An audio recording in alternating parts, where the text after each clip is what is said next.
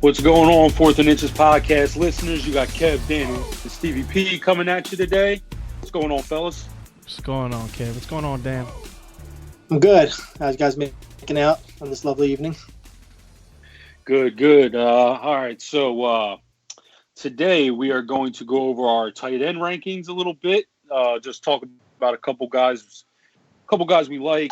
Of course, we're going to talk about Travis Kelce a little bit. He's the number one tight end pretty much for everybody, I would think. But first, remember, if you're listening to the podcast, also check us out on our website, www.fourthandinchesff.com. That's www.4thandinchesff.com. You'll get a bunch of content, a lot of articles, our full rankings for every position, blogs. We have a draft guide you can subscribe to. So there's a bunch of stuff on there. And don't forget to hit that subscribe button and give us a 5-star rating. Yes, sir. Got it. All right, so we're going to get into the importance of getting one of those top three tight ends. Me and Steve, I know, have been big advocates for it. Those guys just seem to outproduce every other player at that position. So, Steve, I'll start with you. Talk about the importance of getting one of those high-end, tight ends in the, top three guys. Yeah, for me, the more I look at it, I'm starting to think it's more of a top two guys. But let's talk about, the importance of a good tight end. If you can get, to me, it's Kelce and Ertz this year. If you can get one of those two guys, I think it's, they're worth their weight in gold. They're going to be basically top two at their position. I know a lot of Goddard talk is coming out there, but I don't care about that. Ertz is going to be awesome this year. Him and Wentz have a phenomenal track record together, and you are in such a dominant position in your league. If you have to draft a tight end, you are in such a dominant position having those two guys on your team because, you don't have to worry about them. They're going to start for you every single week. They're going to be top 5 to 10 at their position every single week. They'll never drop below that. And a bad week for Kelce and Ertz is, 4 for 50, and that is way better than what you're getting from other tight ends and, any other week. From other tight ends, you're getting 2 for 30 some weeks. They kill you. So having that, dominant tight end in your draft could really make the difference, especially if you are a person that drafts, one quarterback instead of two or, one tight end instead of two. You can just fill up with upside. You can just load your team with upside. And, having those two tight ends really helps you do that, because if you take one of the later guys, you might have to take another tight end later just because you're not sure what the hell's going on. So, it's a huge advantage. All right, Dan. Yeah, I agree, Steve. It's to me, it is a little bit of a 3-man race. I mean, Kittle had you can't throw aside what he did last year, breaking the all-time tight end record for yards. I have him just literally like a hair above Ertz, only because, like you mentioned, Goddard, I think will take some catches away from Ertz, and I don't think they're going to be as reliant on the check down to Ertz as much as they were last year, because Wentz, with his favoring his injury, was definitely looking at Ertz constantly over the middle of the field. I just think that Kittle's going to be he's going to open up a little more of his confidence, knowing that, with over 1,300 yards last year, that he is a big play guy in this league.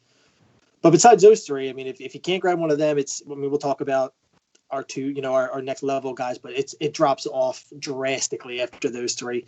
It kind of reminds me of the days where it was Jimmy Graham and Gronk putting up receiver type numbers, and then there was just, if you didn't get those two in the top 2 rounds, you might as well just wait for a tight end till the very end, because it wasn't, you were better off trying to catch a sleeper somewhere than, unless you're that kind of person that really looks at a tight end as that important of a position. But yeah, for me, it's those three, and it just drops off from there.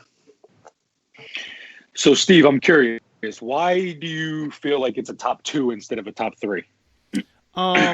Just looking at what the 49ers were last year. Kittle's great. I like Kittle a lot, but you got to remember that, Garoppolo was hurt. What is his name? Nick Mullins. No, not Nick Mullins. Pettis. Oh. Pettis got hurt.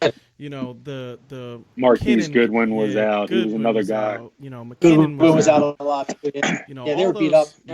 They were really beat up. They were a really, really beat up football team. They just, I don't know. They just had so many injuries. And this year, you bring in a guy like Debo. You bring in, a healthy Pettis. You got, McKinnon back who catches the ball out of the backfield. You have Tevin Coleman. Yeah, Tevin Coleman who catches the ball out of the backfield. I just think they're going to be a way more balanced team than they were last year. I think Kittle was their entire offense last year, and this year they won't have to be that way. I still think he is, probably in a tier of his own, but he's not in that top tier for me. He's right below the top 2 guys. He's in a tier by himself, and then it comes, the next 3 guys. See, for me, I think Kittle could actually see a little reduction in his yardage. He broke a record for tight ends last year in yardage with 1,377 yards. I could see him dropping into 1,100, the 1,100 range. But I could also see him scoring more touchdowns. He only had 5 touchdowns last year. I think the 49ers are going to be a little more potent on offense. So I could see him definitely dropping in yards, but making up a little bit of that in scoring, with his touchdown. So, I still think that he's going to finish in the top 3, or definitely as one of those top 3. Yeah, I think my main issue is with him is he's going in the late second round. And, I just can't see myself. I see him actually going before guys like Mike Evans and Adam Thielen and, guys like that. And, for me, I can't justify taking him there. I almost feel like that is a little bit of a reach because of, so you guys know that I, did the rookies real heavy this year. Wrote the dynasty stuff on our website and all that. And, Debo Samuel is a really good player. Dante Pettis, I believe, is going to be a breakout this year. And if you believe all that stuff, and you also believe Tevin Coleman is going to be good, and Jerick McKinnon is going to be good, and you believe all this stuff, Jimmy Garoppolo is not throwing for 6,000 yards. You know what I mean? So if that's the case, and he's not I think he's a good player. I don't think he's a superstar, Garoppolo.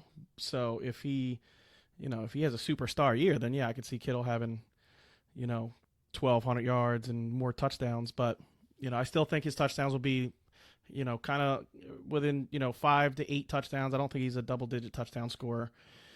Just in that offense, I don't think that's the way they use, the tight end. So I think I like Kittle a lot. He's just, for me, those 2 guys are just, in a class of their own.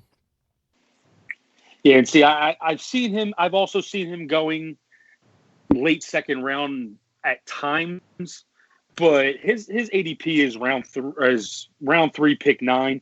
I think that's a good spot for him. I don't, at that point, I don't think you're reaching too much because, like I said, I think he's going to give you. He may drop in yardage, but I think he's going to increase in touchdowns. 5 touchdowns, for a tight end of his caliber, I think is just a little too is kind of a small number, especially considering all the injuries the 49ers had. They weren't really a high scoring team. I just think that could go up. So let's talk a little bit about Travis Kelce then. So Travis Kelce obviously is everybody's undisputed number 1. I don't think anybody can argue that. Would anybody disagree? Nah, I had him last 2 years, and the guy he makes you happy to have him on your fantasy team. Put it that way. Yeah. So, what is it this year? Is there anything that you can see outside of an injury that can dethrone Travis Kelce from the number 1 spot? Tyreek Hill missing 8 games, I think, is going to shift coverage his way. I think it is going to give the defense the ability to double him a lot more than he has seen, especially last year. So I think that could, push Zach Ertz to the number one tight end. This is the thing. Okay, so when you're talking about Travis Kelce and Zach Ertz, this is the reason why I don't fear, like Dan said, with the Eagles, how, Goddard's going to take some touches away and all that stuff. I think, if anything, Goddard will be utilized more in the red zone because he's just, a big body. But, I think Zach Ertz has the clearest path to the most targets of all the tight ends in the NFL, because, he has Deshaun Jackson on the outside now. He has, they just have a ridiculous amount of weapons on that team, and the Chiefs could lose, Hill for an extended period of time. And we all know how Hill stretches the field and, changes the way that offense looks completely. So, I still have, Kelce ranked as the top guy because he's been the top guy the past 3 years in a row. And I do think he's the best tight end in football, and I don't think that changes. I just think that they will definitely try to, double him more if Tyreek Hill's not on the field. Gotcha. Yeah, I mean, he still carries the belt around until somebody knocks him down. I mean, he is the number one right now. He's been that way for a couple of years. The Tyreek Hill thing, definitely could hurt him. You could see way more coverage. You could see even top cornerbacks covering him in some games. If that's the game plan that they go in against him.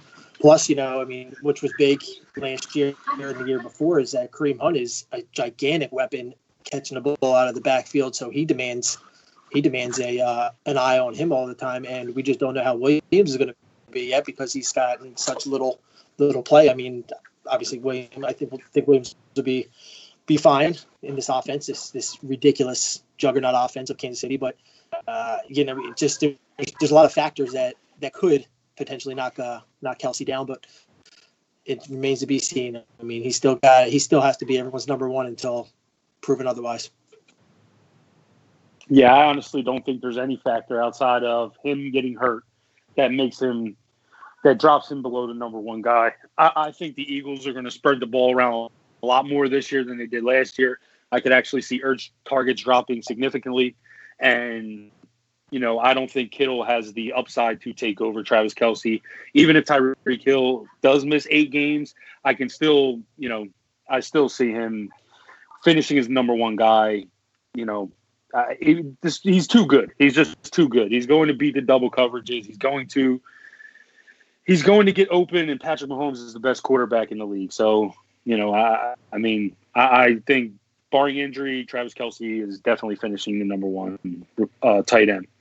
So getting into that second group of guys, the Evan Ingram, Hunter Henry, O.J. Howard guys, these are kind of the guys that I think have the talent to kind of step up into that first tier, but injuries have kind of kept them below, into that second tier, where basically at this point you're drafting these guys in the 5th and 6th round, for upside. None of them really has shown to be a 5th, 6th round tight end pick, but because of the lack of quality at the position, these guys are hoping break out into that top tier. So out of the 3, I'll start it off. I'll say Evan Ingram is kind of my favorite. I talked about Evan Ingram a little bit in our mock draft podcast. Steve was kind of surprised that I took Evan Ingram ahead of O.J. Howard. I just think Evan Ingram this year has, huge upside with Odell Beckham gone. Every game that Odell Beckham's missed and Evan Ingram has played, Evan Ingram is going over 75 yards. He is incredibly quick for a tight end. He has leaping ability to go up and get the ball in the red zone. I think Evan Ingram, of these 3, I'm taking Evan Ingram ahead of all the others because I just think his upside's higher. Yeah, I could definitely see him finishing, inside the top 4 guys. He's special. There's no other way to say it. If you watched him play 2 years ago, last year he was, injury bug hit him and he was He was, in and out of the lineup. But when he plays, and Odell, especially when Odell is not on the field, you can just see it. He is Eli Manning's go-to guy, and Eli Manning, he just parades him with, targets. He's one of those guys on the team that Eli trusts, and that's a big deal for a quarterback when, especially a quarterback like Eli Manning who doesn't really have the long ball anymore. You want, especially when you get a big body straight up the middle of the field, to get that, that seam route going, for Eli Manning, that's a big deal because, throwing to the outside, the hashtags, it's an issue for him. If you watched last year, throwing to, if you remember, they had a couple of plays where they had Odell Beckham throwing to Saquon deep because, they tried to do some trick plays and get, that's how they were getting deep plays last year. They didn't really have any deep game. So, definitely Evan Ingram could be great this year. Odell Beckham actually threw the longest touchdown on their team last year. Yeah. Did you know that one? Yeah. Yep. That's what I'm saying. Crazy. Like he doesn't have the arm anymore. No, he doesn't. And I'll make it 3 for 3. I agree with both you guys. Ingram's my number 4 for the exact same reason you both said. He's going to be security blanket for a hopefully last year Eli Manning. I mean, who knows how much longer we can see. As an Eagles fan, I'd like him in the division as long as possible because he really just, I think he's there out of sure respect from New York from what he did for them. But yeah, he doesn't have the talent anymore. He doesn't have the arm strength anymore. He lost his best receiver now. He's going to get peppered with targets over the middle. I mean, he's a big body guy. He's going to be a comfort for Eli until Eli can figure out what he wants to, if there's another star to be born on this team, whether Shepard can step up into that role. We know what Tate's going to be. Tate's not going to be, he's going to be what he is and what he was in Detroit, shortly in Philly for 1 or 2 good games. And he's going to go there and he's going to be a slot guy that, makes a play here or there. So I think, besides Saquon, I think Ingram's probably going to be their next big playmaker. And by playmaker, I just mean lots of receptions and targets and, some red zone touchdowns because he is a big guy. Yep. Yeah. I don't have Ingram personally at 4. I was going to say, I didn't think you did. I just know you were hyping him up a little bit because but I think you have Howard at 4, correct? Yeah, I have Howard at 4. For me, after the top 3 guys, I look at it like this. I think I want the most upside, and I don't like the Giants' offense. I think the Giants' offense is terrible. So, I think that the Tampa Bay Buccaneers offense could be one of the highest scoring offenses in the league, and I want every piece of that offense I can get. So for me, O.J. Howard, a guy who averages 16 yards per catch, which is outrageous for a tight end, a guy that I think, I know a lot of people say Bruce Arians doesn't use the tight end, but he's never had an O.J. Howard at tight end, in his career, and I just think that Bruce Arians is one of those guys that is going to utilize his talent. If you remember, he moved Larry Fitzgerald into the slot. That's why Larry plays in the slot now, because Arians is a master of maneuvering players to get them to have their biggest potential. You know what I mean? He does it year in, year out, every team he's ever played on. If you remember Reggie Wayne, the year that, Arians became the interim head coach when Chuck Pagano, had the cancer scare. He used, Reggie Wayne was amazing that year. He had a really big year. The year before, he was not as productive. Arians just has a way of making guys produce to their top of their ability. I can just go down the list: Carson Palmer, and just name the guy, and they've all played better under Bruce Arians. So if you're telling me O.J. Howard is going to be better, I'm all in. I think, I honestly think he could outscore Kittle this year if, it lands right for him. Yeah, I mean, my only thing with Howard is what you said. Like, I mean, I think Arians is a great coach, and I'm sure he's going to he'll put him in a position to be successful. I just haven't seen Arians use a tight end, so that's kind of what makes me a little bit skeptical of him. And Hunter Henry just can never stay healthy. I also don't think Hunter Henry's kind of a touchdown guy. I mean, he really hasn't shown too many games where he's gotten a lot of yards, and even was really peppered with targets. I mean, Keenan Allen is kind of their middle of the field, slot guy that he kind of does it all, but Keenan Allen mostly will play from the slot and kind of take over the middle of the field. So, I really don't think Hunter Henry is going to see as much see as much work that's going to enable him to top those other two guys. I've been contemplating moving him out of the second tier, only because they just have so many weapons there. You know what I mean? Everybody's talking about, everybody's talking up Mike Williams, and everybody's talking up, basically everybody on that team is getting talked up. Like, I think a lot of people are thinking that they win that division, especially with Tyreek Hill missing time. I think a lot of, smart football people are saying that the Chargers might win that division. So, people are kind of talking up that team, and it scares me a little bit because, like Kev just said, he's not really a yardage guy, he's a touchdown guy. You got Mike Evans, who's a touchdown guy. You got Hunter Henry's a touchdown guy. Melvin Gordon is a touchdown guy. It's just Mike Williams. Yeah, Mike Williams. I'm sorry, Mike Williams. So it's there's three guys on that team that could definitely score touchdowns. Melvin Gordon is going to do his thing. He's going to get his. Yeah, he's going to get his. So I don't know, and you could say Antonio Gates was great when LaDainian Tomlinson was great too. So, but they didn't have that other guy in the red zone. I was going to say. Yeah. So, and they also didn't have a wide receiver of Keenan Allen's ability. I mean, they had Vincent Jackson, Keenan McCardell. Yeah. They never really. Vincent Jackson was more of a Mike Williams type, so They never really had somebody over the middle of the field like Keenan Allen that took targets away from Antonio Gates. So, exactly, you guys are throwing some throwback names there. we're football savants. I'm sorry. Yeah, great. So, do you guys see any tight end outside of the top six that you are willing to wait for? I got one. I'll go and real quick.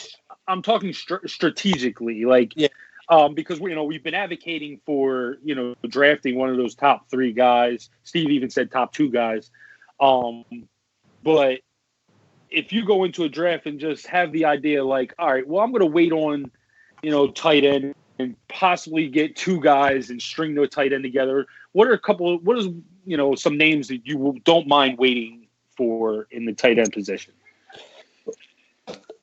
My number 10 overall in the tight end position is Trey Burton, and basically he has an incredible value with being a mid 13. So if you can get him in that 13th, I mean, even if most of the guys in your league, if they start getting seeing the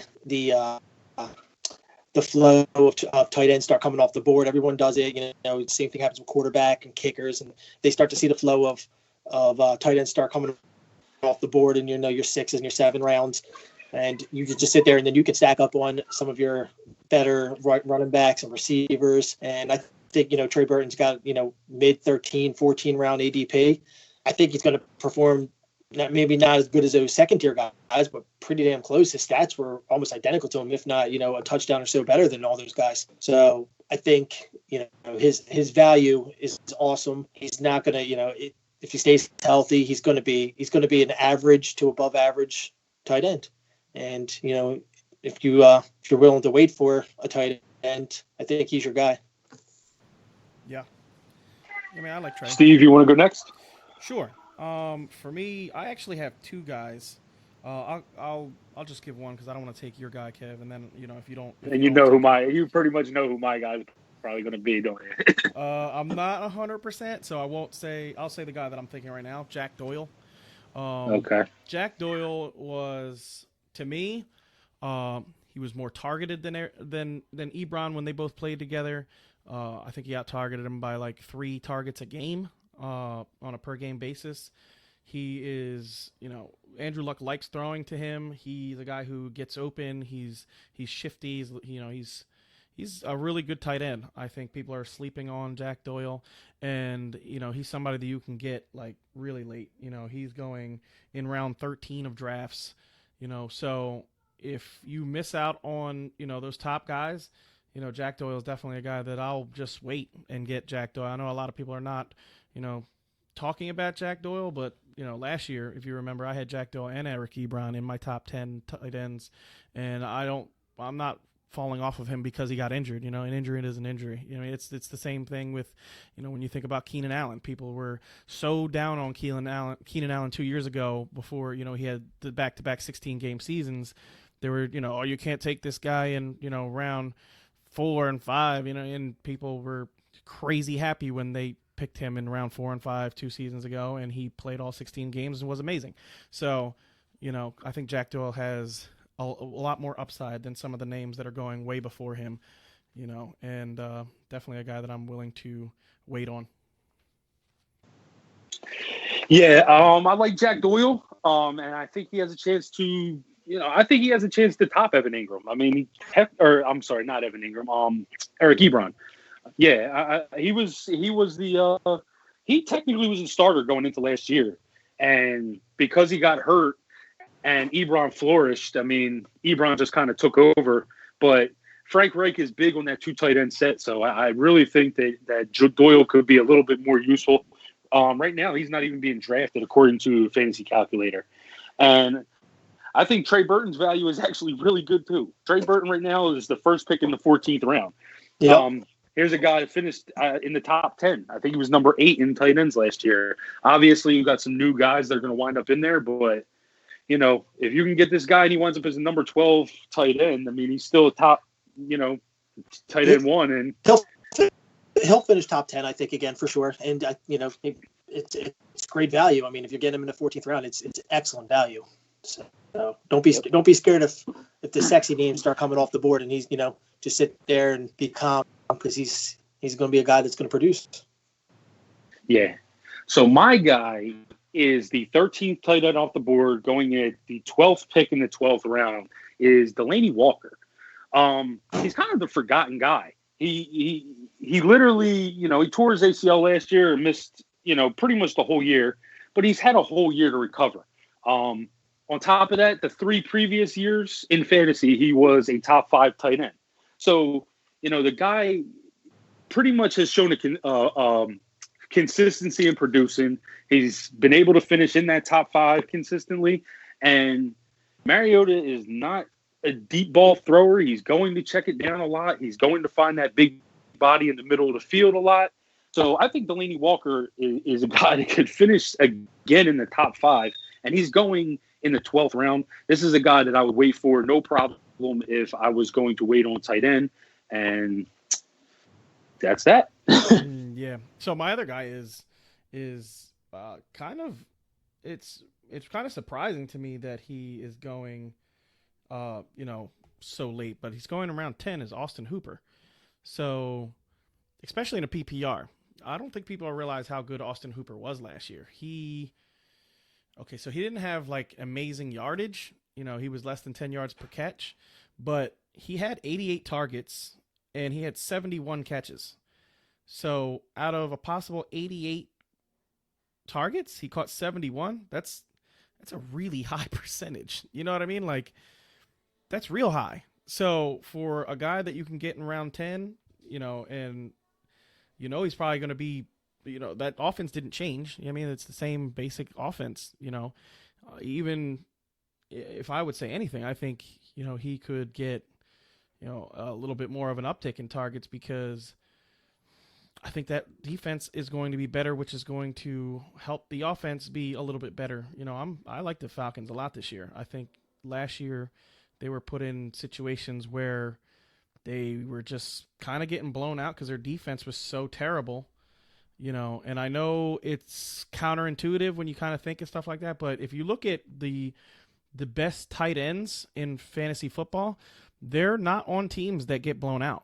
You know what I mean? because the quarterback stops looking at the tight end when you're getting blown out, because you start looking at, the outside receivers, because you're trying to make up ground. You're trying to get back into the game, and the tight end is not really somebody you're looking at, because you're trying to get yourself out of a situation. So I think targets go to tight ends when teams are in the games. You look at all the best tight ends in the league. Kelsey, good offense, scores 1 million points. Zach Ertz, good offense, scores 1 million points. Kittle, that last year was an aberration, because he just was that entire offense basically. Him and Breida literally are were just that entire offense. But when you look at all the other tight ends, it was. Ebron, good offense. Yeah, Ebron, good offense. It's any of the good tight ends. And I don't hear many people mention this, but it's true. The tight ends are on good offenses. You don't really have too many tight ends that are on bad offenses that produce. Yeah. So they have it with our tight ends. Now we're going to get into defenses. I don't think I said that earlier. So we are going to add defenses into this. Try to make it a real packed podcast and finish out our rankings. We're not going to do kickers, because frankly, kickers are pointless to do. So who gives a shit about a kicker? Who cares about the kickers? So all right, going into this, let's talk about our strategies with defense. Okay, my strategy is last 2 rounds. One of those last 2 rounds is going to be my defense. And I'm a streaming defense guy, so that's pretty much how I do it. Steve, Dan, how do you guys do it? Basically, I don't take them early. Never have, never will. It's a waste of a pick if you're one of those people that has to have the Bears or the Rams, one of the top defenses. If you have to have them, they're going to get you on a good week 2 more points, 3 more points than the next than the guy who's taking them 15 or 16 every year. So, or you just do, pick up another defense off of waiver wire if they got a good matchup. I mean, you can play strategy with defense. It's not, there's no set way of doing it. There's no right or wrong. It's just, it's hard to predict. You don't know what team's going to have a turnover touchdown. I mean, you get your Julio Jones, you're going to get 100 yards. You get your Saquon Barkley, you're going to get 20, or Gurley, you're going to get 20, 25 fantasy points. But you just don't know with the defense, because it really comes down to if the ball's going to bounce the right way and they're going to get that defensive touchdown or a couple fumbles, and they're not going to let up 1 million points. So basically, my suggestion, which what I do, is just play your strategies against bad offenses. Yep. The way I kind of do defenses is like Kev. I wait until, the last 2 rounds, depending on who I like better, I'll take first. But I definitely am a person that looks at the defensive line of the defense that I'm picking. I believe that the defensive line starts everything. If you have a team with a dominant defensive line, that's going to score you points, with sacks, because that's really the only number you can kind of predict. If you have, a certain defense that has, a certain defensive end that is going, or, like the Rams, who have a 20 sack guy in, Donald Penn, or, guys Aaron like Donald. Aaron Donald. I'm sorry. Aaron Donald.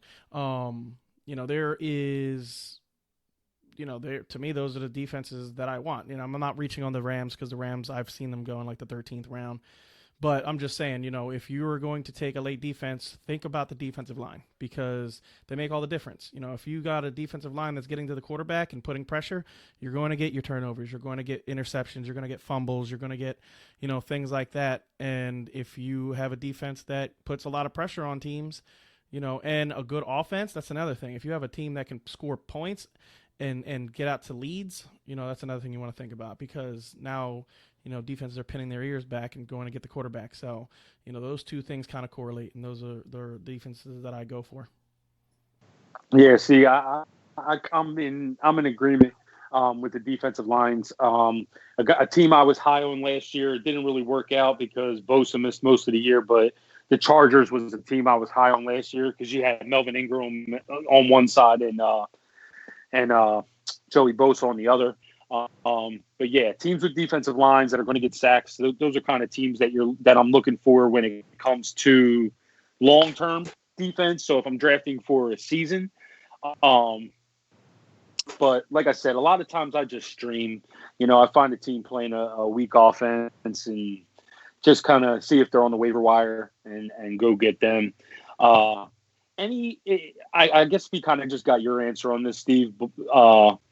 But would you guys reach in any round to grab Chicago or the Rams? I mean, you said the Rams are going in 13th round and you're not drafting them. So could you see yourself, all right, round 12, the Bears are still sitting there? Nope. No. I don't see a scenario that the Bears finish number one. I mean, okay, so this is the thing. Especially on defense, I don't think people realize how good Vic Fangio is. I think they look at the Bears and they just kind of go, oh, that defense is going to be great. They lost their defensive coordinator. He's the Broncos defensive coordinator. I mean, the head coach of the Broncos now.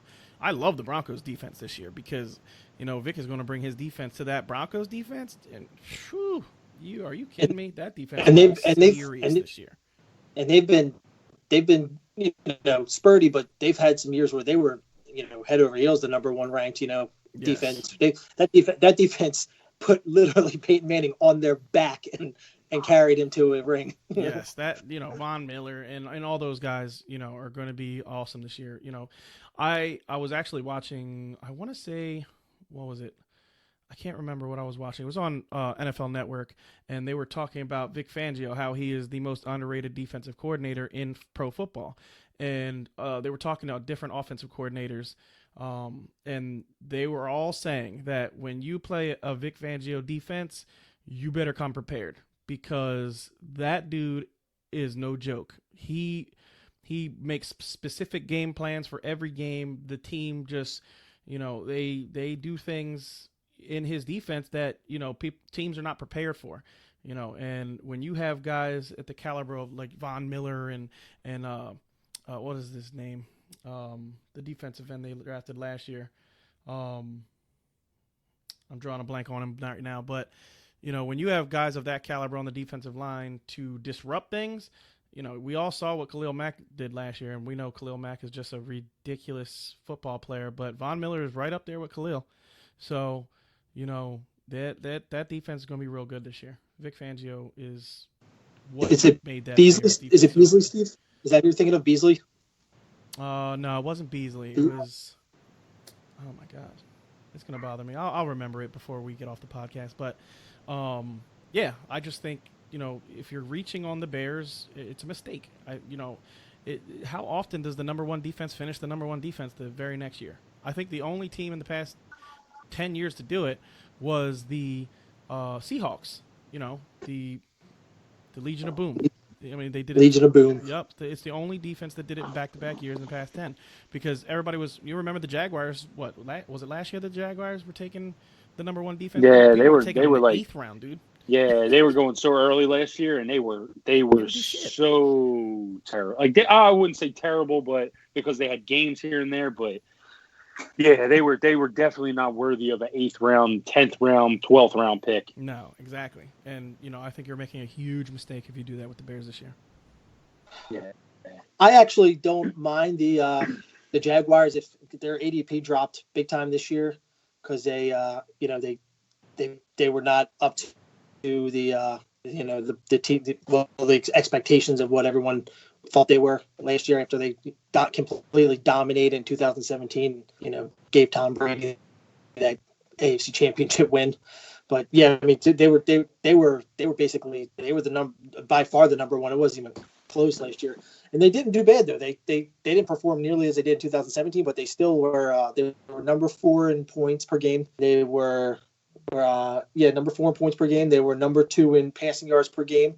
They were number 5 in yards per game, and they were number 5 in total yards per game. So they weren't number 1 in any stat, so they definitely fell off, but they still were, top 5 in all the categories. So I think, if you can get them in a mid to upper level draft spot, I think the Jaguars are still a pretty good pick. They get sacks, they get interceptions with some of the best of them.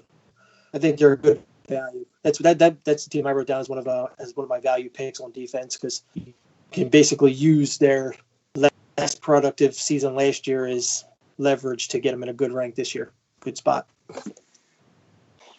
Yeah, I'm the same as you, Steve. I'm not reaching on any defense, because any given year defense can finish number one. I mean, it's really a crapshoot when you come to defense, just similar to kickers.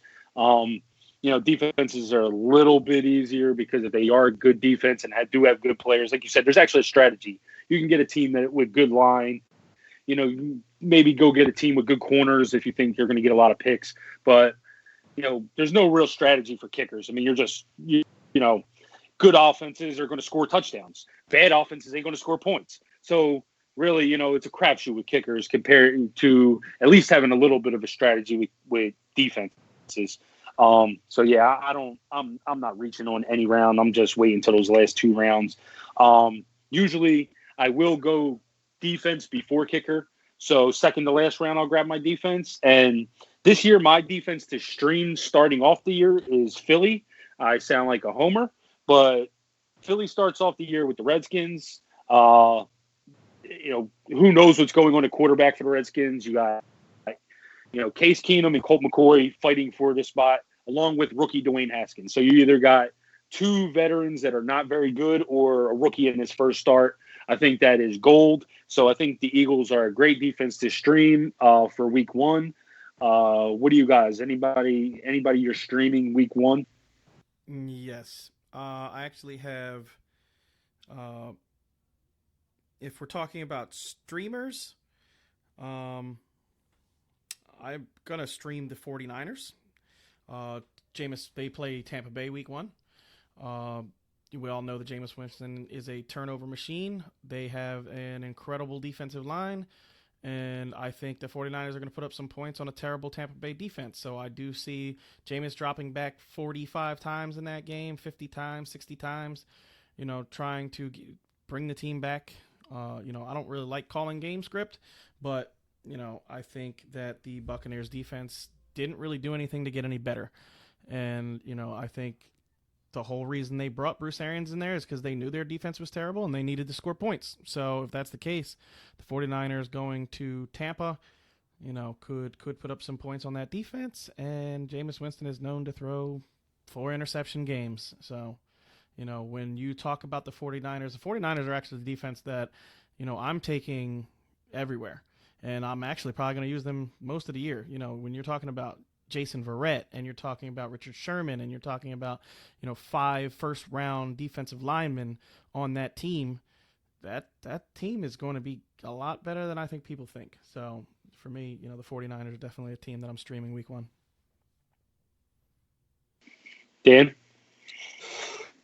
Yeah, I got one team that I kind of like a matchup on, and it's kind of a shit game, but sometimes the shit games are low scoring and the defense puts up points. But I kind of like Buffalo and the Jets. The Jets are a new look team right now. I think that the Jets are going to be better than people think they are. But I could see week one them having some mishaps, some growing pains together.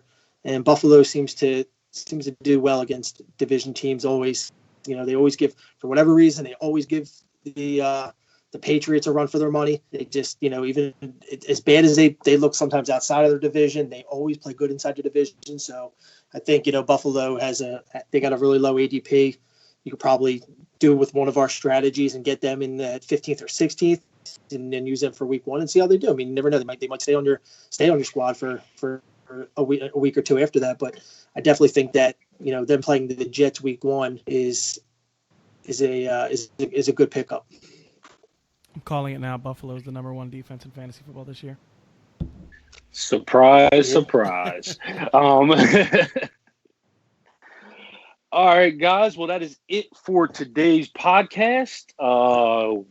We have now knocked out our rankings. And remember, if you want to check out all our rankings, along with articles, blogs, a bunch of content on our website. It is www.fourthandinchesff.com. It is www.4thandinchesff.com. And enjoy your holiday. Enjoy the 4th of July, guys. Happy 4th Yep, of you guys July, enjoy y'all. too. Peace out. Yeah, happy 4th, everybody. Take it easy. To the next time.